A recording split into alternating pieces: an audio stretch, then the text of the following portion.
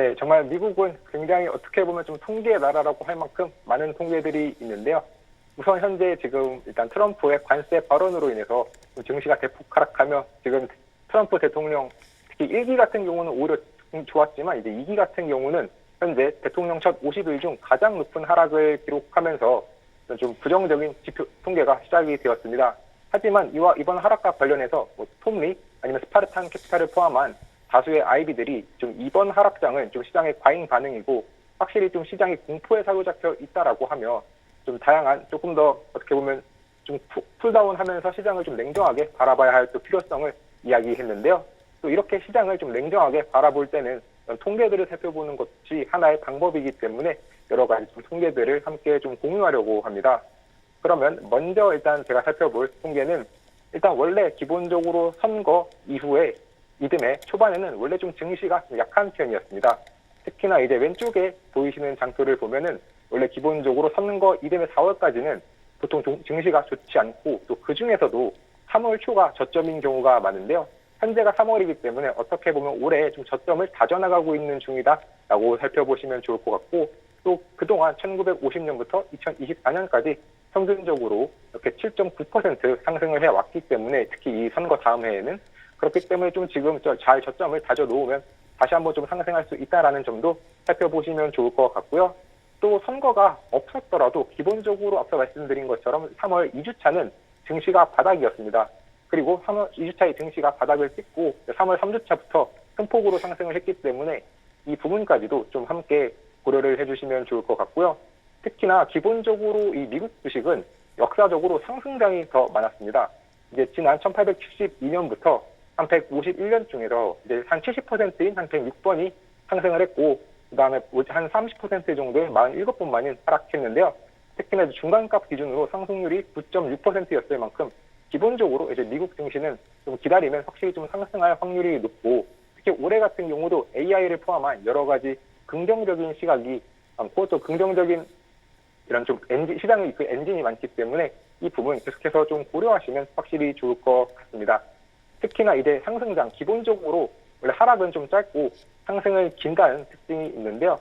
특히 이 야데니 박사 같은 경우는 원래 2차 세계대전 이후 전체 이 주식시장 기간 중 13%만이 침체 기간이었다라고 하며 침체라는 건 기본적으로 짧기 때문에 마치 이 침체가 계속해서 영원히 갈 것처럼 또 시장에서는 말하는 순간이 있는데 그 부분을 참고 조금만 참으시면 결국에 이 거대한 굉장히 긴 상승장을 다시 한번 좀 누릴 수 있다는 점 알아주시면 좋을 것 같습니다. 그런데 결국 이러한 상승은 단순히 그냥 가격이 올라가니까 올라가는 개념이 아니라 결국에 이 미국 주식은 핵심은 결국 이 미국 기업들의 이 EPS 상승 그리고 그것을 기반으로 한 굉장한 이제 밸류에이션을 적정하게 평가를 받는다는 점에 있는데요.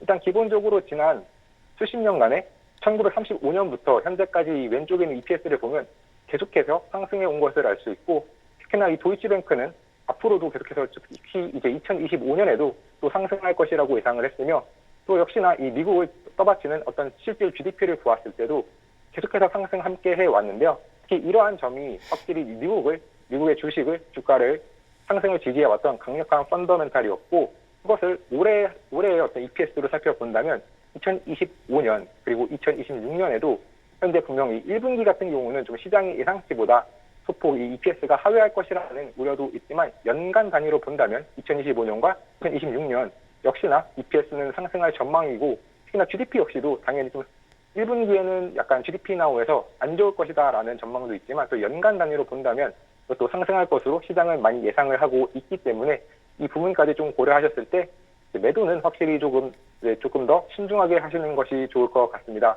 특히나 결국 이 장기 투자 그리고 신중한 매도를 왜 해야 되는지 그 부분을 좀 살펴보면은 분명히 7년 이상 장기 투자를 했을 경우에는 최악의 순간에 투자를 하더라도 평균적으로는 주가 아무리 안 좋아도 4.9%의 상승이 있고 특히 일반적으로는 오히려 더 높은 상승을 많이 얻을 수 있고요. 또 두 번째 이유로는 바로 이 최고의 시기를 놓치지 않아야 한다는 점입니다. 이제 매년 연간 기준으로 봤을 때 가장 증시가 많이 올랐던 열흘이 있는데 그 열흘에 만약 자신이 포함되지 않는다면 굉장히 주가 수익률이 평균적으로 낮아지는데요.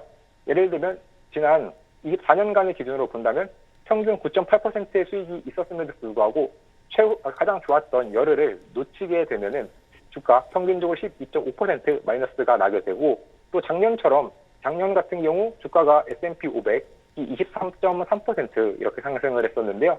그런데 이 23.3% 상승했던 이 장에서도 최고의 열흘을 놓치게 되면은 얻게 되는 수익률은 3.7%에 불과합니다. 그렇기 때문에 이러한 부분, 즉 자신이 언제 최고의 열흘이 될 수 있을지 알 수 없다면 오히려 장기 투자를 하고 매도를 하는 데 있어서 조금 더 이렇게 신중하게 결정을 함으로써 그 이익을 누리는 것이 가장 좋을 것 같고요. 또 추가적으로 1년에 한 번 정도는 매년 10% 조정이 오기 때문에 만약에 이번에 좀 조정이 크게 오더라도 이것은 1년에 그냥 한 번 정도 있는 순간이다 라고 이렇게 좀 생각을 해주시면 좋을 것 같습니다.